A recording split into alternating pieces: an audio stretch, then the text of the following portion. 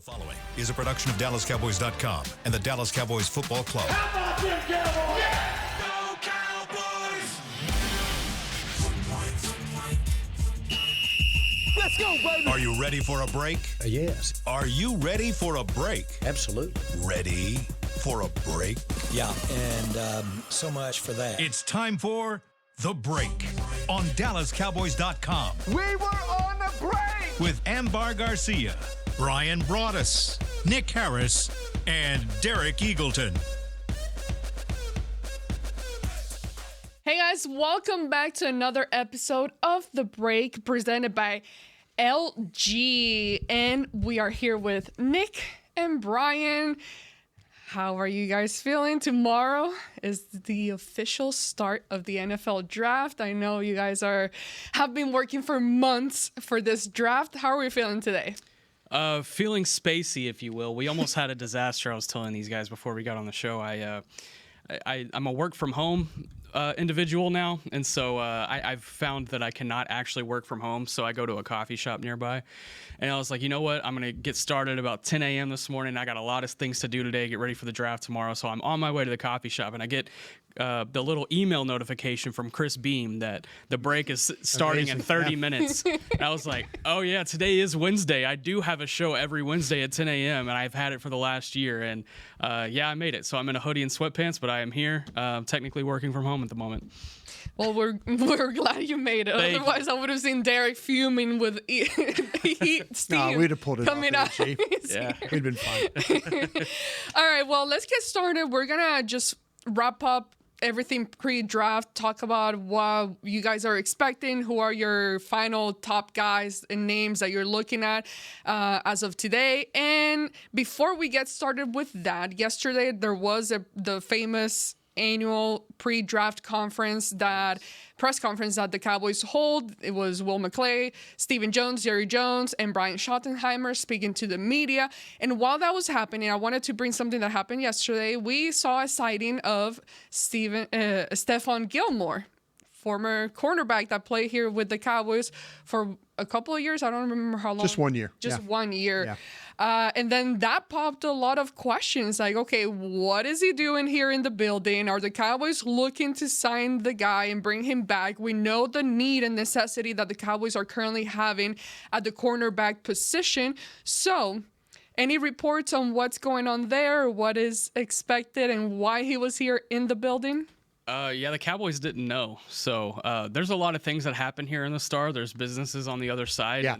and there's probably a good chance that Is it one of those quote unquote didn't know? who or knows? a real Who didn't knows? know? I didn't feel like digging enough to figure out the meaning of that. But regardless, the Cowboys did not have a meeting with him yesterday. If they did, they wouldn't have scheduled it during the press conference. Sure. So no, Could Stephon Gilmore, stumble his way back in here? Maybe, but I don't see that happening anytime soon. Yeah, I think that, Gilmore, having played here, he knows the building. He knows where the player lot is. Even if he came in for an official visit, they wouldn't let him walk through the front door. Everybody's right. Nick's right. Talking about just across the way, there are a lot of businesses here. He might have had a meeting with somebody about, something he's doing off the field.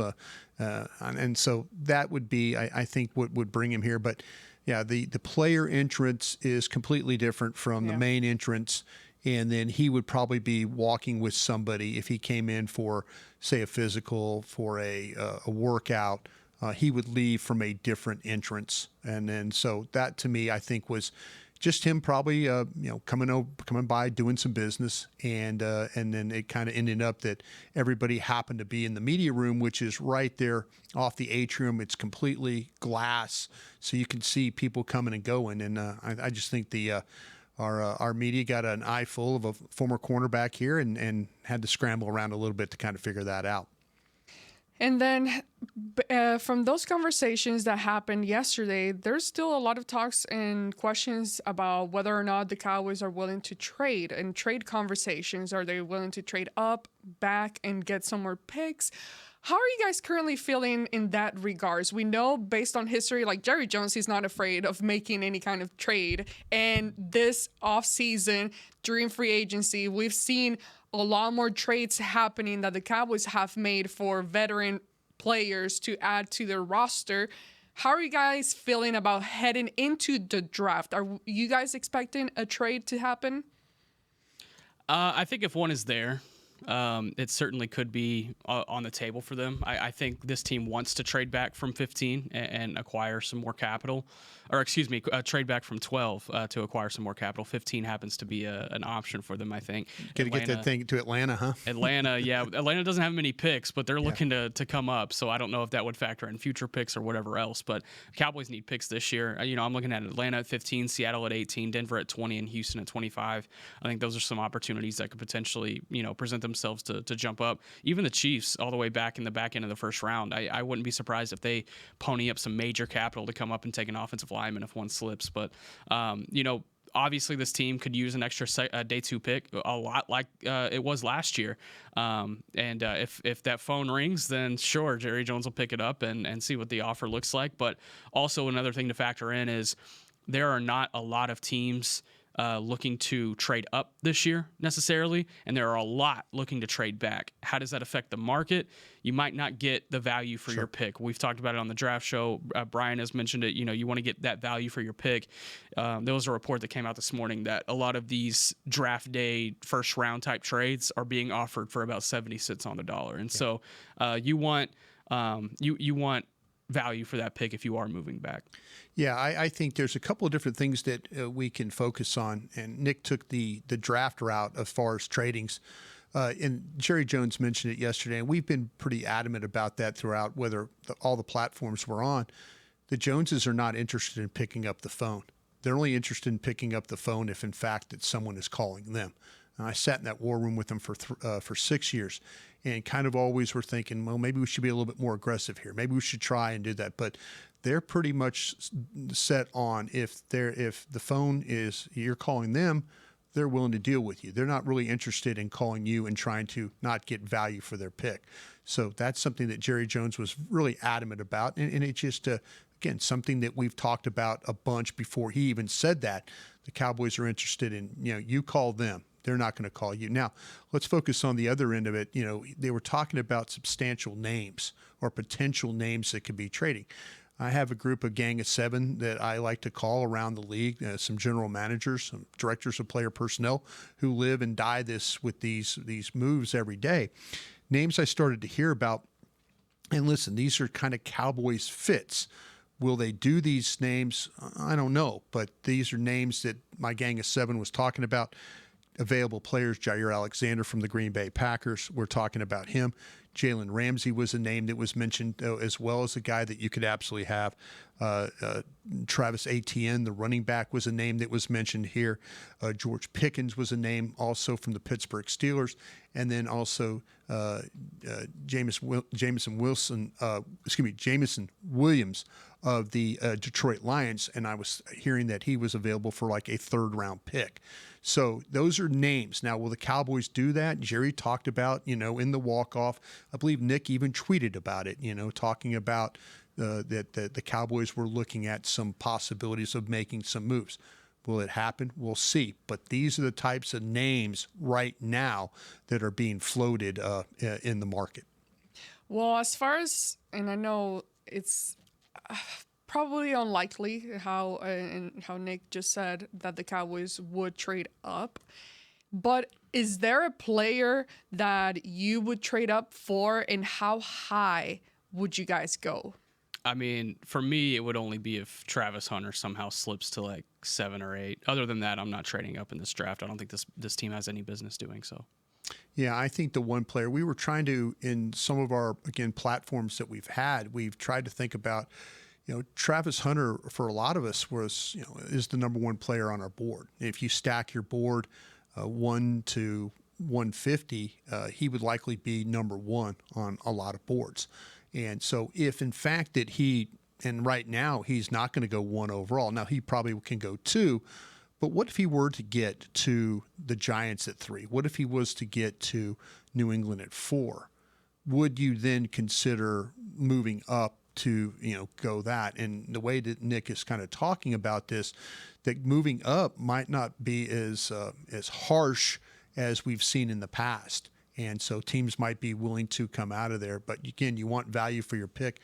Travis Hunter would be the one guy that I agree with Nick on that I think that I would probably try and trade up for if that was the case, if he got into that range where it was manageable for you.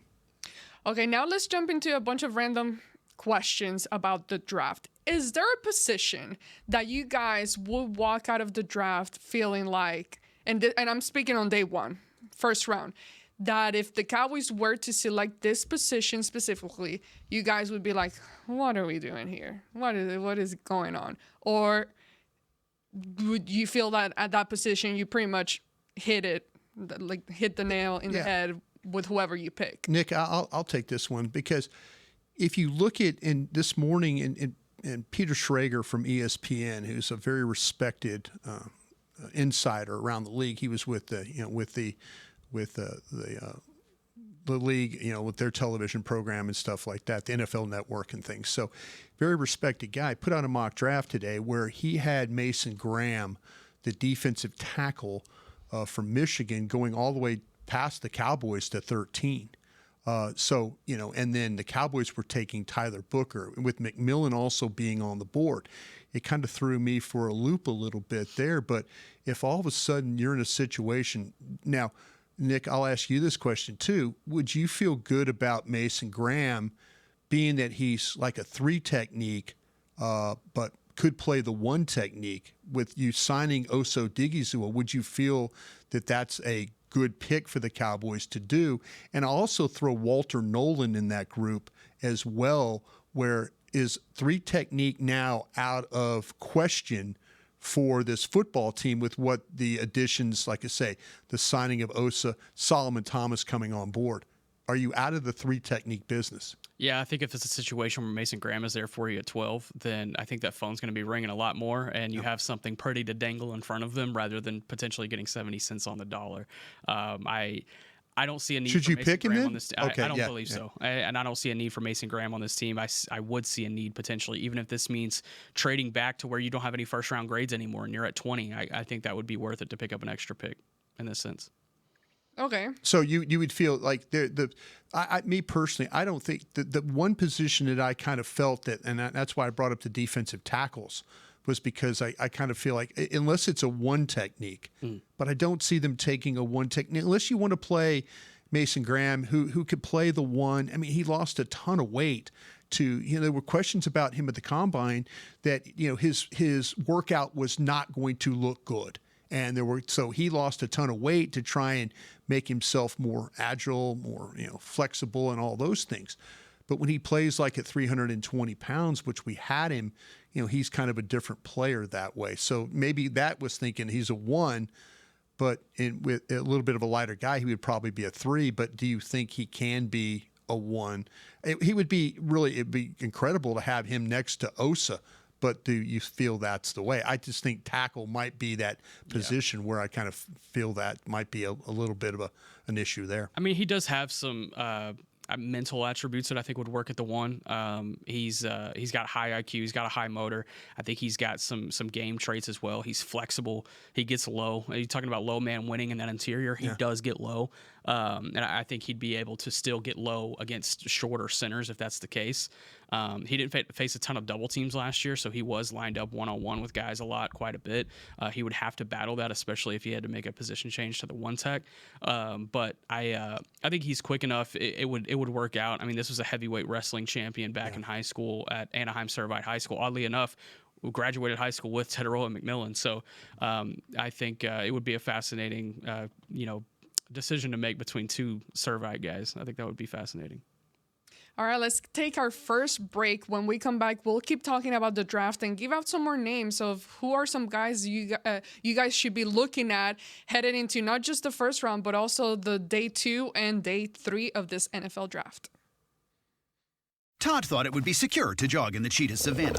Todd believed the big cat repellent he bought online was reliable. And now, Todd is trying to be faster than this cheetah that can run 80 miles per hour. But the good news is, Todd has AT&T 5G that is fast, reliable, and secure. And he learned the best thing to do is stop running and toss her the backpack with the beef stew. AT&T 5G. Fast, reliable, secure.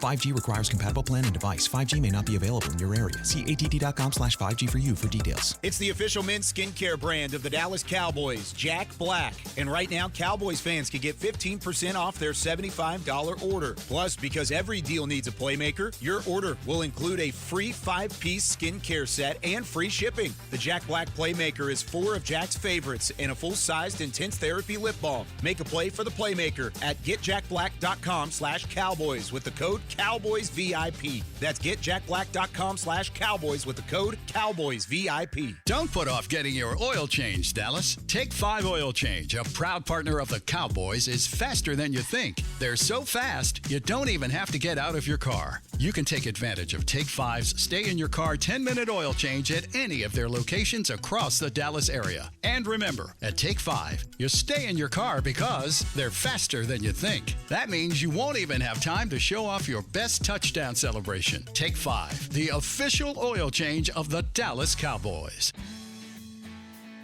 From the field to the festivities, Lucchese embodies the essence of luxury and tradition. Handcrafted with meticulous precision, each pair offers unmatched comfort and style. Stand tall while you're tailgating or cheering in the stands with the Dallas Cowboys collection by Lucchese. Shop the collection today at the Lucchese store at the Star in Frisco or online at lucchese.com. Lucchese, the official boot of the Dallas Cowboys and Dallas Cowboys cheerleaders. How do you tell the world about all the great gifts in the Yeti store? Let her rip, Troy. All right, folks, let's get started with the Yeti French Press. Enjoy coffee that stays hot for hours in a French press. 34 ounce for you, 6'4" for the cruise. The Yeti French Press. Up next, waterproof bags. Bags waterproof. Submersible waterproof doubles. Waterproof bags. World's mostly water, so get a waterproof Yeti bag. Do I smell something cooking? Oh, new cast iron skillets made to be passed down like Mama's recipes. Take a steak, cornbread, cobbler's pot pie, and potatoes next level with 3 sizes of Yeti cast iron skillets. Gear, gifts, and product experts. Visit the Yeti store on McKinney Street and at South Lake Town Square today. Back to the break. LG OLED Evo is the best TV in the game, but don't take our word for it. Digital Trends said the LG OLED G4 has the best picture quality they've ever seen. See for yourself at lg.com/OLED Evo. You know, we need to press Derek about these TVs. He said he has something in the works. We need to, but press not him for about us, the TV. for the fans. I gotta ask him about that. You're a fan. Yeah, I'm in a hoodie and sweatpants today. I certainly look the part. Welcome back to the second segment presented by blockchain.com. Ding. Ding. There we go. Okay, let's move on to there's a group of guys, and these are the names that we keep hearing about, most popular names and most likely to be picked by the Dallas Cowboys in the first round. But my question to you guys is, who's a prospect that you're lower on than most? Someone that a lot of people have been talking about, but you don't grade them as high as the main, like the popular opinion or the general public. We're sticking to like first round type guys. Yes. Or, that's the easiest one because it's harder to get into those later rounds. But if there's a guy that you have in mind, feel free to throw it out there. What you got, Brian? I think that I'm a lot lower, and I think the guy's a really good player. And I picked him yesterday in our mock draft, that when we were asked on the draft show, three guys. I put myself in a position, what would the Dallas Cowboys do if McMillan's not there? Who would they consider? I'm lower on Will Johnson than most. I have Will Johnson as my 25th best player on my board of my stack. Still, that's a second round grade. I personally just like guys like Ravel, Barron, Morrison, who worked out Notre Dame, who worked out yesterday. They got that information about him. I just like those guys a little bit better. But the question was asked, and I appreciate Kyle Yeomans doing this, was he asked the questions about length and what that means to evaluators here. And it's important for them. And, they talk about that. But I think that I'm probably at 25, a little bit lower on Will Johnson than maybe some other people in this league. I think some people have him in the top 15. I just have guys better. If he's selected, though, this guy is a really good football player. But like I said, have others above him right now. Yeah, I'm going to go with a defensive tackle, Walter Nolan out of Ole Miss. Yeah. This is a guy that's gotten a lot of first-round love and has even been one of the 537 names thrown around for potentials for the Cowboys to pick at 12. I have a third-round grade on Walter Nolan. I don't think there's a lot of motor in Walter Nolan. Now he does have lower body strength, and that translates into explosiveness off the line, and he's got the ability to create leverage. I mean, this is still a good player. He's a short tackler. He combines athleticism with some upper body strength too to be a short tackler. But he kind of sputtered out of the gates at Texas A&M as a number 1 overall recruit. There's questions from his time in College Station. Does this guy love football? He doesn't get rave character reviews all the way back to his high school days. He's been to 6 different schools in the last 8 years, going all the way back to his high school days and even middle school days too. So I don't know. I just think there are better defensive tackles in this class. He's my DT7. I have a third-round grade on him, and actually have him behind some guys in the third round. So that's probably one. Well, let's switch the question and change it up a little bit. What's the sneaky day 2 or day 3 name that Cowboys fans should know about that potentially not many people are talking about, but you guys have graded them a little higher?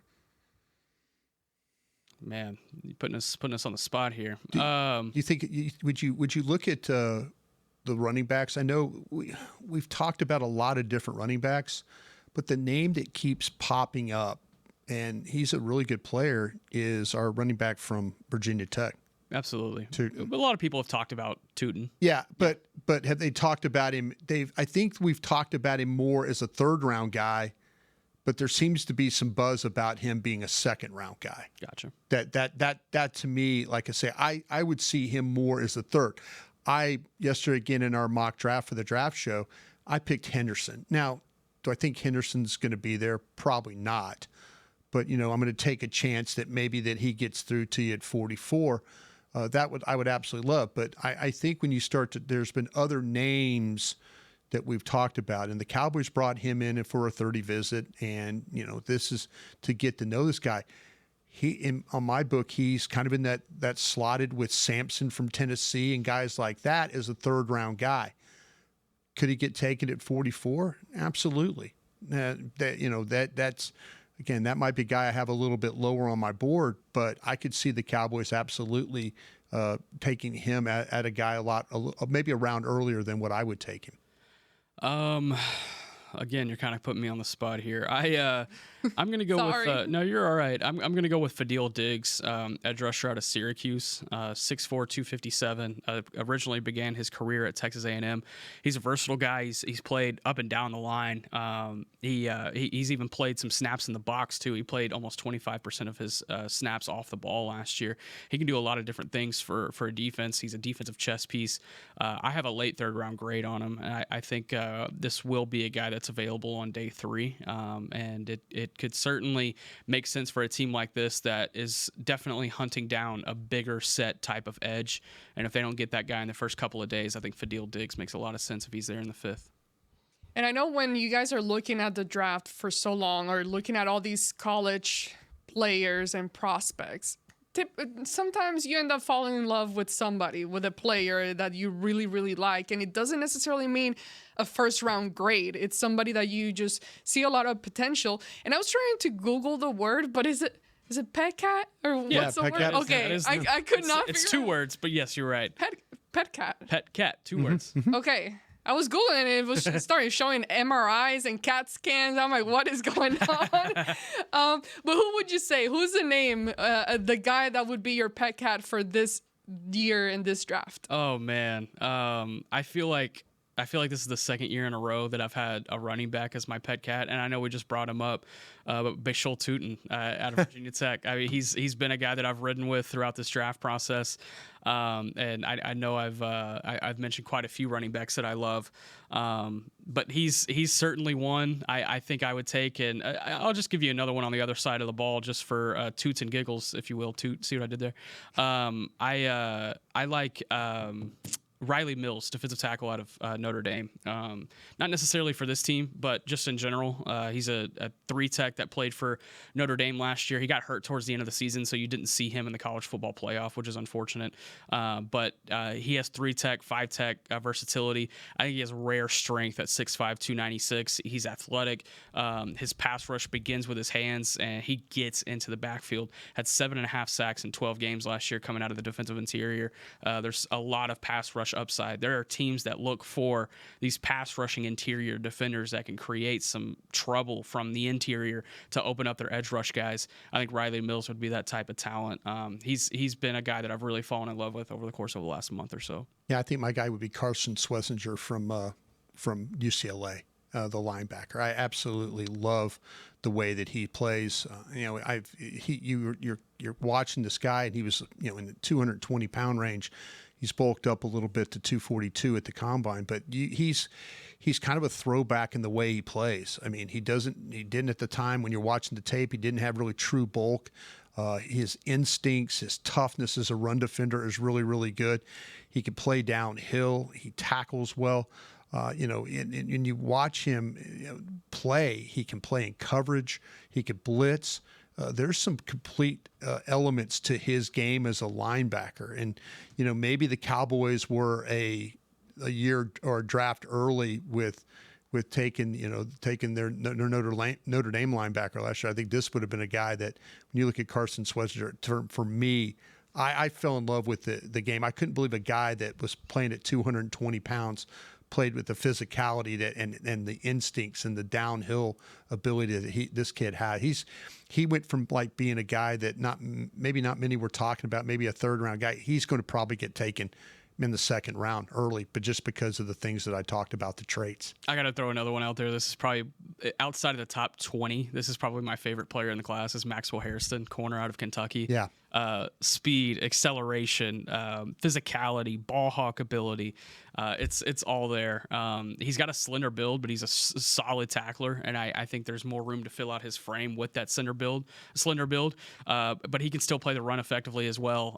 He's a guy that I think if he slipped to 44, it'd be tough for this team to pass on. I don't see it happening, but man, this is a really talented player that I think is going to start day one wherever he lands. They're talking about him now like as a first-round guy. Yeah, like the back of the first round.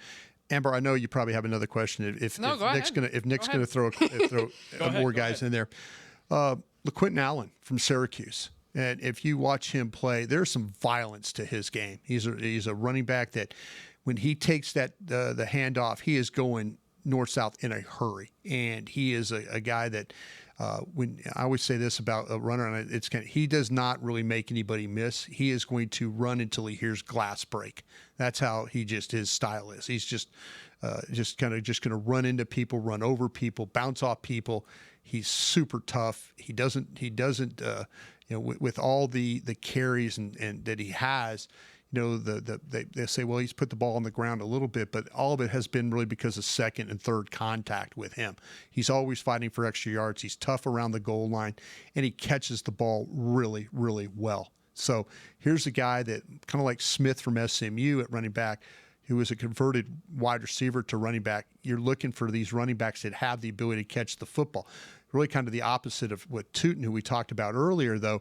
Virginia Tech's offense really not getting the running back into the passing game like, say, the SMU and then Syracuse. But my man, he is a tough guy.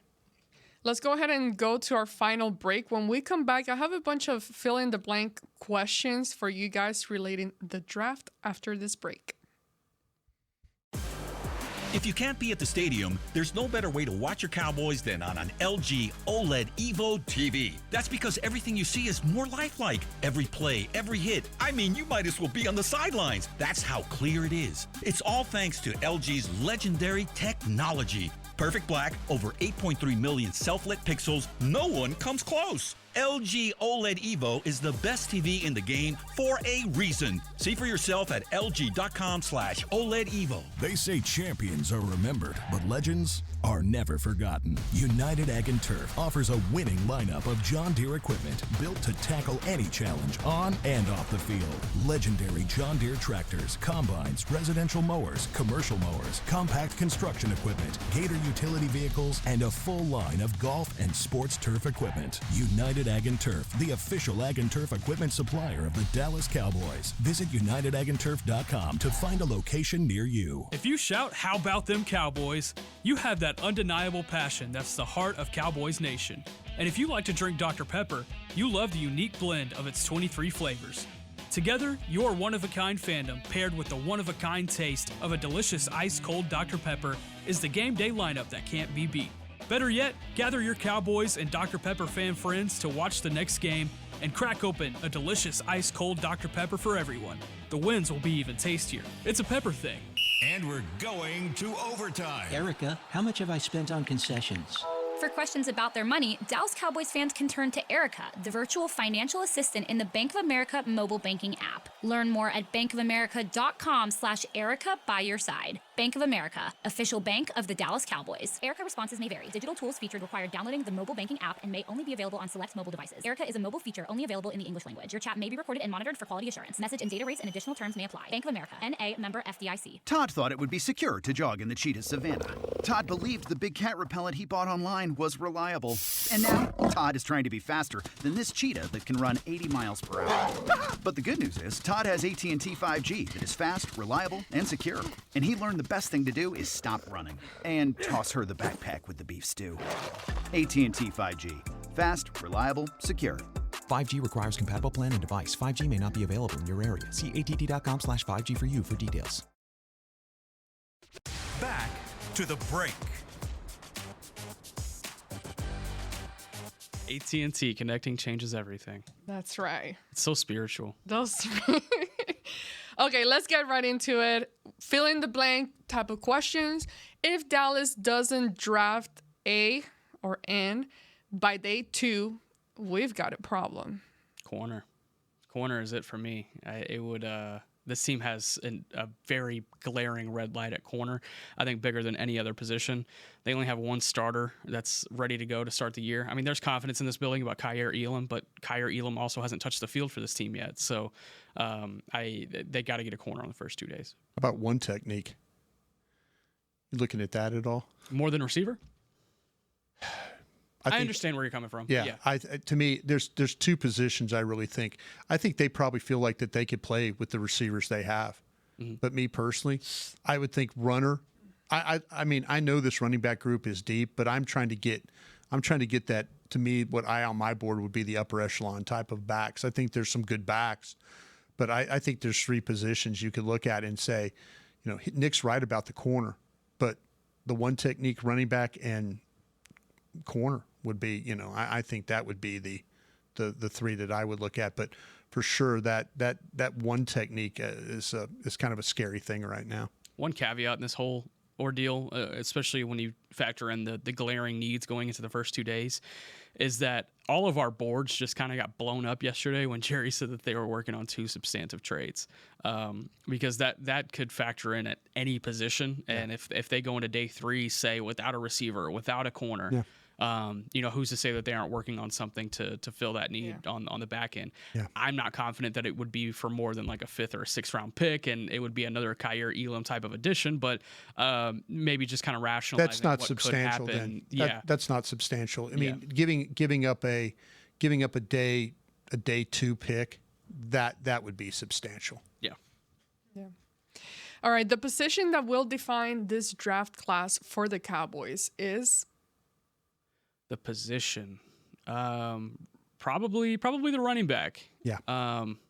You can make a case for the receiver, especially if that receiver gets taken in the first round. Mm-hmm. But if based on what Brian Schottenheimer said in Florida about the identity of this team, he wants to be physical. He wants to run the football. Yeah. The additions that they've made on the offensive side of the ball to help run the football.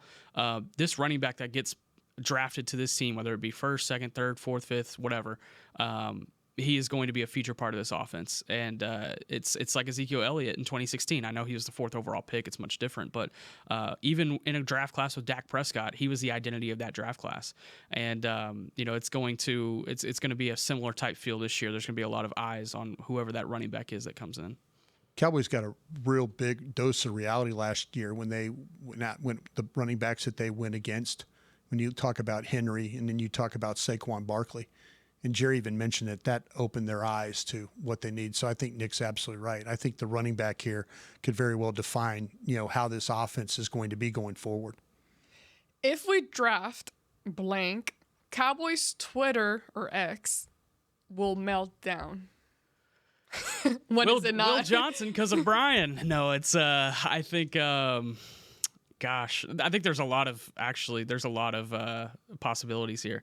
Interior offensive line. I think Tyler Booker would melt this thing down. Yeah. I think if they took an interior offensive lineman, it would melt down the planet. But even Tyler Booker, it would not be a bad pick. No, it's not meltdown worthy. Yeah, and to me though, it's a little drop. The thing about you talked about with the Will Johnson stuff. There's just a lot of questions about Will Johnson. There's a lot of questions. I mean, I think we got some information about the injury history. And I think there's some teams around the league that I know I've talked to that are concerned about his injury history. But they see these players a lot different. They don't give a damn what Nick and I think. They really don't. And so don't get mad at, if all of a sudden they take somebody that's, that we haven't talked about or we like. They don't care. So I've said this 1,000 times. I like Will Johnson. I just have 3 cornerbacks above him that I like better. That's just me. That's my job. And so, if you want to melt down because of something I said, well then, that's on you. That's not watching the film. Yeah, exactly. Will Johnson would be a fine player here. He absolutely would fit a need that they have. Cornerback is, as Nick's talked about, is something that they have a lot of questions about right now. I think this team is this fan base is starved for a sexy first-round pick. Yeah. The last 3 have been in the trenches. It's been Tyler Smith and Mozzie Smith and then Tyler Guyton this last year. I think this team is also, fan base is also just starved to have a flashy guy that they can, look at training camp and have some fun with. Selfishly, training camp content purposes wise, I would love a sexy pick as well because last year was very bad from a training camp content perspective. The first round pick was half of the camp, and CeeDee Lamb was not present the entire time. It was bad for us going into week 2. Well, history has shown when we look at all the drafts that the Cowboys have had, and correct me if I'm wrong, but typically in in the second round, sometimes they take risk with players that have kind of fallen down, whether because of whatever issue going on with them or typically injury-wise or recovering from something. Are the Cowboys, I should say, in a position where they are able to take those kind of risks, looking more towards development in the future? Or you absolutely need to make sure that everyone that you're taking is for someone that is able to make an impact, an immediate impact this year? Yeah, it's a fascinating question because I think if you look back on the last 2 picks that they've made in the first round, Mozzie Smith, Tyler Guyton, I think either of us could have told you on draft night and probably did, is that, hey, this is going to take some time. This is going to be some marinating. And we've seen the, struggles of those marinations, I guess, over the course of the last 2 years with those 2 picks. And, those guys still have some time, but they have not played to the level of a first round pick yet. And I know you were talking more so about, other rounds as well, but this team needs impact starters. They need an impact starter at receiver, running back, corner. I think they need it at 1 tech as well. Yeah. I understand the idea of draft and develop, and this team could certainly do it with a guy that doesn't have a lot of experience. But I think you should be hunting the experience in this class. Yeah, to me, the possibility where they could maybe do some good, and Nick, correct me if I'm wrong. We mentioned corner.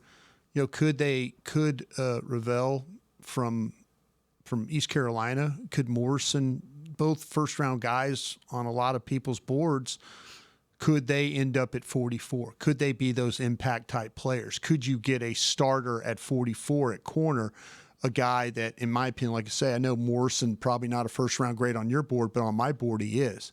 but could they get a first-round talent at corner because of having to deal with an injury or something like that?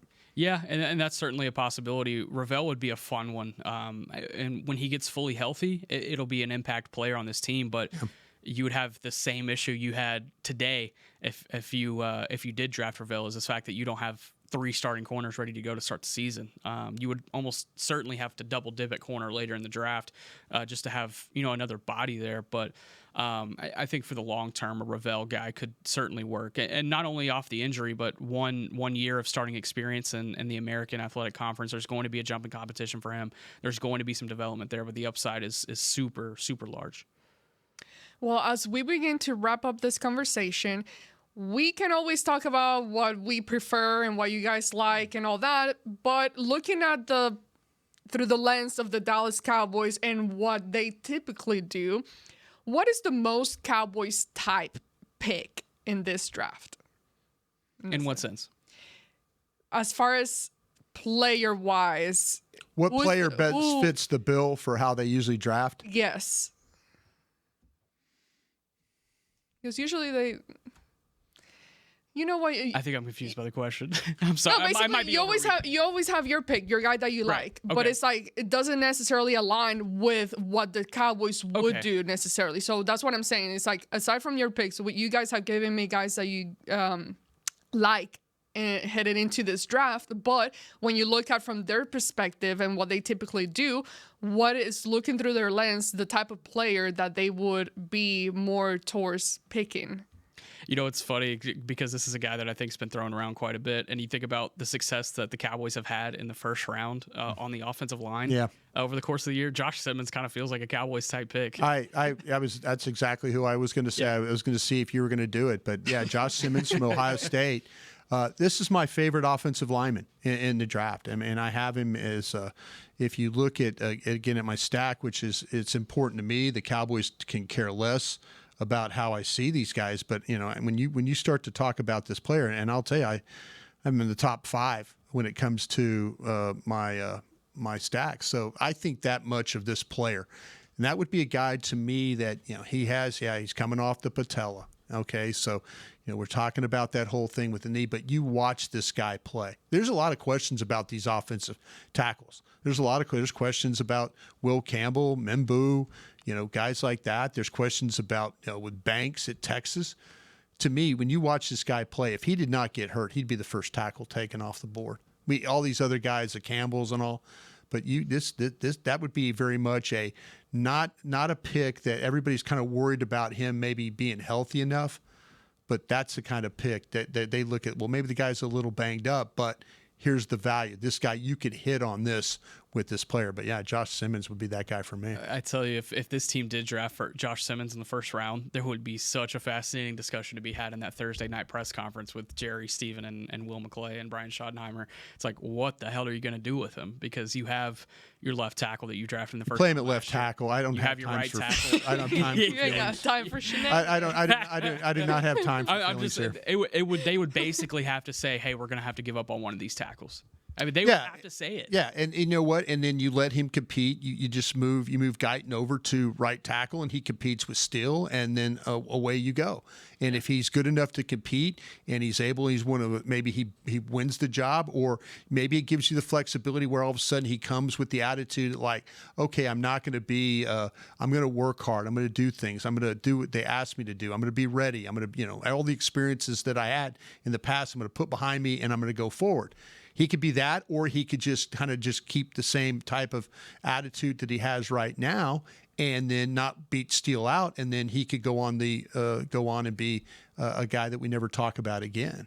So to me, like I said, there's teams that I admire around football that, like, when they make a pick and it doesn't work, they move on. Yeah. They just do not hold on. They just move. If you were to take Josh Simmons, he's your starter at left tackle, and don't worry about it. Him and Smith on that left side would do just as good as I like Donovan Jackson in this draft, who from Ohio State, who plays left guard, played left guard next to Simmons. There's reasons why when you watch Ohio State run the football, that these guys are blocking, and their running game is successful, and the protection that Will Howard had to throw the football this year because of those two guys over there. You could get the same thing with Simmons and Smith on that left side for Dak Prescott. Yeah, and just a quick sidebar. It's funny how when you mention an Ohio State guy in this draft, how safe is typically on the backside of it. There are so many safe players that are wearing that Buckeye helmet from last year. You can talk about Josh Simmons. Well, he has the injury, but from what I know, I think the knee is not a concern for teams. No. Josh Simmons, Donovan Jackson, Emeka Egbuka, Travion Henderson, JT Tuimoloau, and Quinshon Judkins. I would qualify all those guys as safe, and they're all from Ohio State. There's a reason why they won the national championship. You understand it whenever you start isolating these guys and seeing how dominant that they were last season. It's really impressive. And then they also had the best receiver in college football who's not draft eligible. Yeah. Our time is up, but super, super fast. I have one last question because someone sent it in. This person was asking, looking in this draft, and we typically know whether the Cowboys walk out with more defensive players or more offensive, or kind of a good, even balance between the two sides of the ball. Which side do you guys think is going to be the most dominant one walking out of the draft? Meaning, which side is going to have the most picks? Defense or offense? Offense. I think they addressed in what they did in free agency, how they played it with the trades and stuff they made. Not to say that they're not going to draft any defensive players, but I think they're going to try and help their quarterback the best they can. I agree. And Schottenheimer kind of mentioned it in his meeting in Florida. He was like, yeah, if you look at our free agent moves, you would think we're a defensive-minded team, but you think you have a defensive head coach. But he said, I'm going to get some help for this offensive side of the ball. I think it's offense as well. Well, tomorrow is the start of the NFL draft. It starts at 7 p.m. Central Time. And we also have the draft show that's going to go on all through the draft, obviously. But you guys start at what time? 6 o'clock. 6 o'clock. Both of you are going to be there. Are you on the draft? I am. In and 13 out? hours. Yeah. Well, I don't know how you guys do it, but tune in on DallasCowboys.com. These guys will be live 1 hour before the draft, all the way through the draft. And what's cool, you guys get a lot of a chance to get interviews with a lot of these players that are picked by the Cowboys. So that's always good to hear once you get a feel of their personality and their voices on there. Anything else you guys want to say pre-draft? Also on day 3, we'll be able to interview scouts and get some really good perspective from those guys going into day 3. And then before the picks are made, Chris Beam does a great job in the back of throwing up some war room footage for us and seeing what the debates are being had in the war room. It's a fascinating time. It's a great weekend, and it's a weekend that everyone comes out of 9 times out of 10 is happy. So I say let's have some fun this weekend again. Happy and exhausted, but it's always a fun time. All right, well, thank you guys so much. For Nick Harris, Bryan Broaddus, and Ambar Garcia, this has been The Break on DallasCowboys.com radio. This has been a production of DallasCowboys.com and the Dallas Cowboys Football Club. How about this, Cowboys?